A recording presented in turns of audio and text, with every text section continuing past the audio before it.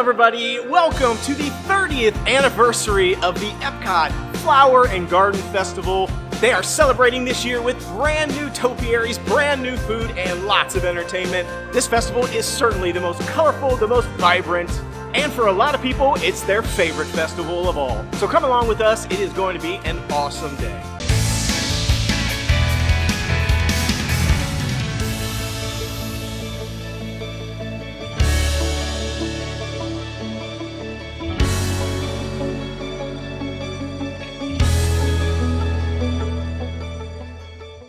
Well, we just got in and already I see the coolest topiary ever, the brand new Moana topiary.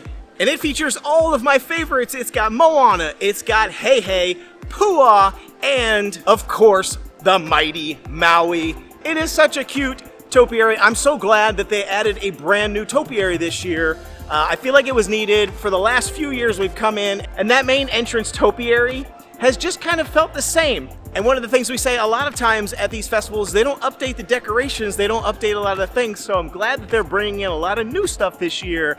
And I'm also anxious to see a few old returning favorites that were new last year, but it's just gonna be a great night. And of course, as we're walking in, you know I've gotta have the festival passport. The most important thing for you to grab when you come to these festivals. I say it every time, I'm gonna say it again. Grab it right at the front if it's there. If it's not there, you'll find it at any one of the food booths. And it has all your information you're ever gonna wanna know about the festival. It's got food, it's got merchandise, it has concerts, it has games, and of course it has the garden graze. That's the thing that you're gonna wanna pay the most attention to. This time around, there are 10 different treats for you to try all throughout Epcot, and if you get 5 of them, you get that free little treat and surprise at the end of it. And one of my favorite things about the garden graze is you don't know what you're gonna get at the end. It's always a surprise. And as always, the returning Spike's Pollination Exploration. This is the scavenger hunt where you go around Epcot and you try to find all of the little spikes that are everywhere, mark them off your list, and then you return that and you get a prize at the end. And one of the unique things about the Flower and Garden Festival is there's actually 2 scavenger hunts. There's also one for Easter. This is the Egg-stravaganza scavenger hunt. And you go around and you try to find all the eggs that are painted like Goofy and Donald Duck and all the different characters at Disney. And you do the same thing. You try to find them, you mark them off your list, you bring it back, and you get a special prize. Here's a spoiler alert, a little bit of a hint. A lot of them are in the same location as Spike, or at least really nearby. So if you're gonna do one scavenger hunt, you probably should do both of them at the same time. And then you can get them all done and get 2 special prizes at the end. Now there's also a warning, it's 10 bucks each. A little bit of savings if you have an annual pass, but it's 10 bucks per scavenger hunt. So if you got 2 kids, have one of them do the Egg-stravaganza and one of them do the Spike's Pollination Exploration. Then you get both done, same time, everybody's happy. Something I want to call out that really hasn't been a thing here at Epcot until recently is over here by pin traders. It's starting to become like a common thing to see a lot of people hanging out and sitting down out front of pin traders with lots of big books of pins looking for people to trade pins with. That's happened in the past periodically here and there, but it started to become like a thing right here where it almost reminds me of Pokemon Go when that was popular, where everybody was standing in a specific area. It's kind of the same thing here. So if you're interested in pin trading, Epcot right out front of pin traders, which is right to the right when you come in, there's a ton of people here all the time with books just sitting there for hours waiting for people to come up and trade pins. All right, we're already making our first stop and we haven't even got to the World Showcase. There's a lot of food booths now before you even get to the World Showcase. And the first one we're stopping at here is Brunchcot. It's kind of this little food cart over here and they have breakfast stuff. So it is available all day, not just for breakfast, even though it says Brunchcot. And there's a few items on this that we have just got to try. So the first thing we got is a returning favorite. We had to get it again. It's the fried cinnamon roll bites with cream cheese icing and candied bacon for only $5.25. I feel like that's a steal for this thing. So I had to, my first stop at the Flower and Garden had to be the cinnamon roll bites. The Brunchcot. Oh, that's cute. Yum.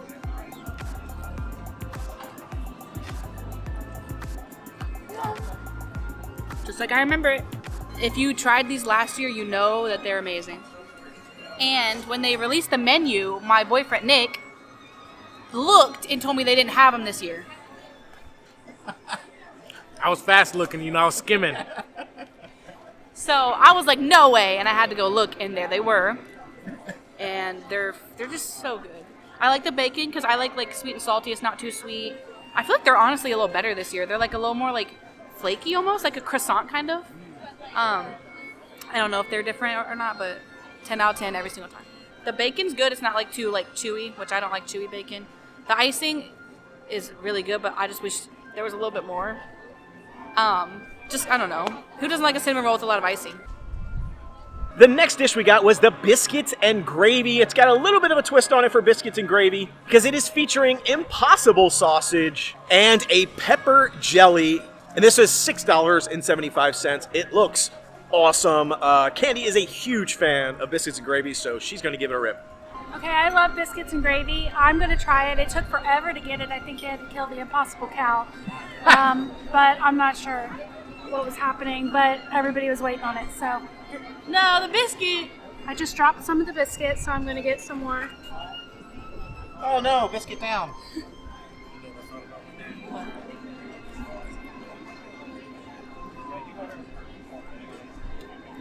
It's good. It could use salt. I was about to say, needs salt, doesn't it? I knew it! It's good, though. I still like it. I like all Biscuits and Gravy, so I'm not really picky about it.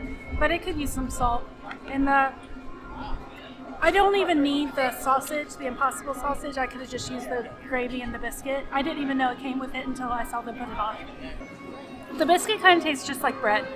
And it actually looks like bread. Yeah. It doesn't look, it doesn't taste like a biscuit. It's like very dense. I think I'm just hungry. That's why it's good. It's not a biscuit.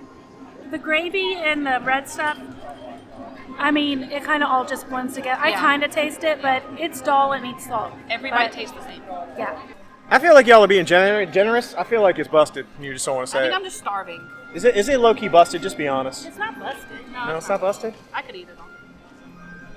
It just mirrored it. It seemed like it was kind of busted. I mean, when I don't know, just me personally, when I saw it had impossible sausage or what impossible meat, I was like, yeah, that's busted. But I mean, the biscuit doesn't really look like a biscuit. I will say that just from looks. I had somebody on one of our last videos in the comments told me that busted is not a word. So I'm going to try and use busted as many times as I can in this video just for you. Busted. Busted. Yes. Well, I came over here. I wanted to see Dante and Diego from Coco because this had projection mapping on it last year, so it was all lit up and colorful. But I'm not seeing it on there this year. I'm not sure why. And I'm trying to look and see if there is a... What's that? Is that it right there? Maybe where the lighting comes out? Doesn't look like it's angled towards it, but maybe it is. So I don't know, maybe they're not having it this year, or maybe it's just too early still. I'm surprised. Maybe we'll come by later and see. It's disappointing if they got rid of the projection mapping, though. That was pretty cool. Well, next stop's going to be the Lan Yuan. I'm not sure how to say that exactly, but I believe we are getting the wontons, and this usually is a pretty good booth, so hopefully they're pretty decent. All right, I was correct. We did end up getting the house-made cheesy crab wontons, $9.75. Fried wontons filled with cream cheese, celery, and imitation crab stick drizzled with a plum chili sauce. I usually love these things, so we'll see. It's like, it has like sweet and sour sauce on top. I can't bite it.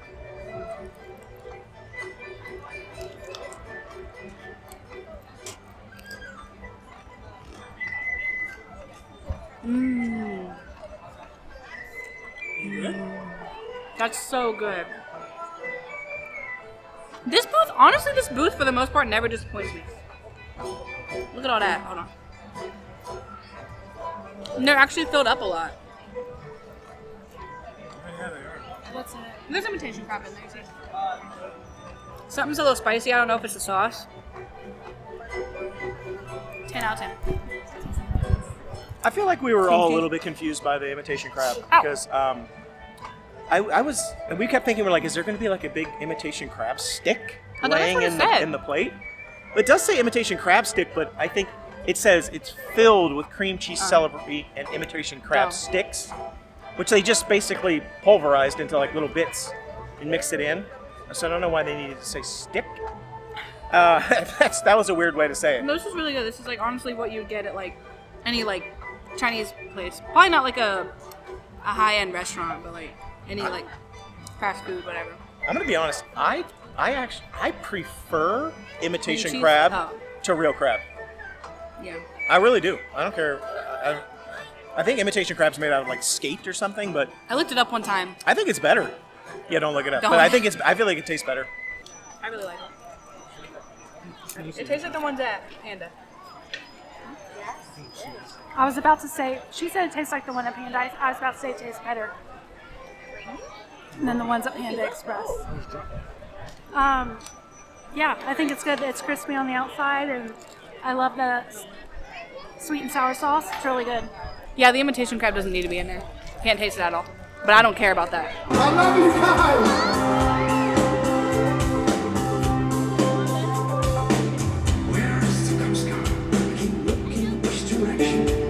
All right, we're just walking through Japan, and this dragon topiary is fire. That is such a cool topiary. It really caught my eye just with the lighting and everything on it. It looks really cool. That's one of my favorite topiaries I think I've ever seen at the Flower and Garden. And it's been here before, I think, but I don't think it's a new one. It might be, but I don't think it is. It just looks really cool. I'm digging that one. Well, we made our way over here to La Isla Fresca. This is, I always lovingly refer to this as the Encanto booth because it was Encanto one year. And it's just always been kind of Encanto-like vibe every year since. And I want to try this out. They have something here that I'm a big fan of in real life, so hopefully it's good here. Okay, just kidding. We were going to get the Jamaican jerk chicken there, but we went all the way up there, waited in the gigantic line, and couldn't wait to order it, and guess what they said? Oh, we just ran out for the night. Bum, bum, ba-dum. Whatever. We'll get it another time, no big deal. But, yeah, really wish I hadn't waited in that line for no reason. I'm going to head into the Communicore Hall real quick. I just kind of want to see what it looks like during the Flower and Garden Festival. I think it looks pretty good in the Festival of the Arts. They did a good job of, like, using it for what it was meant to be used for, finally. And I kind of want to see it for this. Okay, yeah, it's not too bad. Yeah, it's kind of cute. Yeah, look at this. You got some topiaries over here. Like an apple, strawberry. What is that? Plum? Grape? I don't know. Yeah, this is pretty decent. Even the skylight, like ceiling here thing looks pretty good. I don't know, they have like little book things over here. Some kind. Okay, yeah. Wait, it says Epcot Festival Almanac. Since 1994, Epcot has celebrated nature's beauty. Originally running for 38 days, it was the first festival featuring topiaries, garden, education, special exhibits. Now the festival spans almost 3 months. 70 topiaries, so yeah, that's a little bit of the history. I like that. I was wondering if they were going to have something in the festival for the 30th anniversary that kind of explains it and does a good job of, yeah, this is good. This is good usage, and it's a good spot for it. Oh, look, they have even Spike in here. Spike is the mascot for the Flower and Garden Festival. Hey, Spike. What you got going on over there? Good to see you. And they have food. They have 2 windows open. It's the first time they've had 2. It's usually just the one on the end there. So now we have another one here. And they got food and drinks. All right, this is good. This is an improvement. I like this. Okay, so pivot. We came over to the Honey Bee-stro, and we're gonna try both the food items here because I mean we're almost at the end of Epcot and I haven't even tried anything yet. So I'm like, well, I guess I'm getting something here.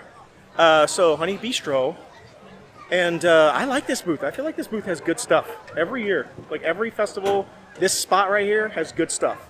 This is where the tomato and grilled cheese is. This booth right here, fire. So I'm gonna cross my fingers that the Honey Bee-stro comes true. All right, here we go. Food item number 1 is going to be the chicken and waffles, crispy chicken, and a sweet honey jalapeno bacon cornbread waffle. Wow, I didn't even realize it. I just had to keep talking. It was the whole thing. with whipped honey butter and spicy honey. At first I thought it was a cornbread, and then I realized it was a cornbread waffle. $7.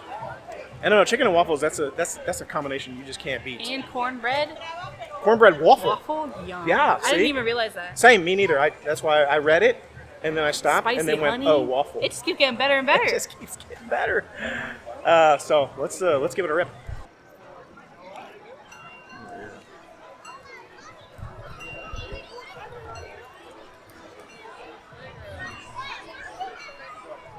That's good. The cornbread waffle on here is amazing. I think it's like a jalapeno cornbread waffle. So good. Chicken is crispy, and the like syrup that they have, it's not too sweet, so it like blends in perfectly with this.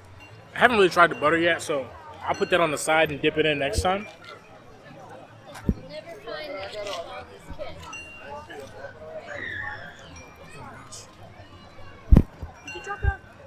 Did you just drop the butter? Some of it.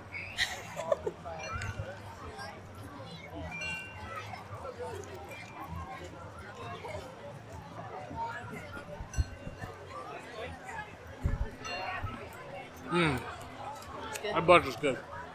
Is it like Texas Roadhouse butter? Not that good. I think it's like some type of like honey butter.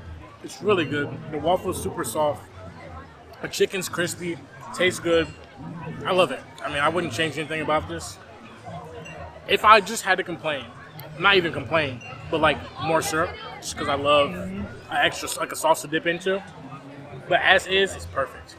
Now the next food item we got is the honey-glazed cauliflower. This is honey-roasted carrot puree, wild rice pilaf, spring vegetables, honey-blistered grapes, and a sunflower brittle. I don't know, sounds good. $5, looks good. This is a vegetarian dish, so let's go.